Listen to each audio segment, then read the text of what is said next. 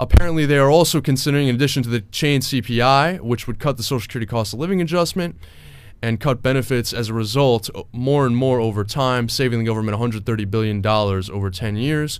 They're looking at some kind of a cap on Medicare Part B deductibles. Unclear how that would work, of course, on the dubious theory of skin in the game, that Medicare beneficiaries, if they're told that they have a higher deductible on certain kinds of policies than others, they will more strongly consider whether to pursue those treatments. Of course, as we know, even Medicare beneficiaries see the doctor less than any other group of people in the developed world. That, in fact, there isn't really a problem with overuse of medical treatment. Perhaps sometimes we don't know best practices, but that's an issue of hospitals overcharging, of medical professionals not having a centralized system of determining those practices, not really an issue of people just kind of freeloading, and it's really frightening. And in fact, what we do know is that people don't see the doctor when they think that something costs more already.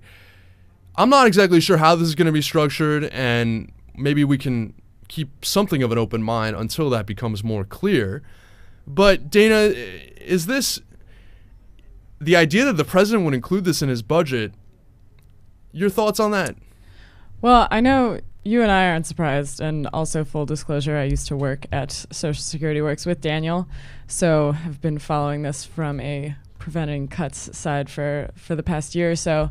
But it's not surprising that the president would include this in his budget. It's something that he's clearly wanted for a long time, and the grand bargain is something that's important to him, apparently, for reasons that I don't fully understand. And it's that he's been wanting to put entitlement benefits on the line as a way to show that he is, a, quote, serious person or has, serious budget considerations.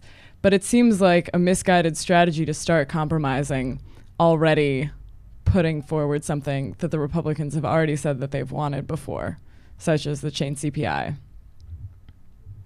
Yeah, no, it's certainly something that is consistent. Of course, what's a little bit shocking is that, once again, the president appears to be negotiating with himself.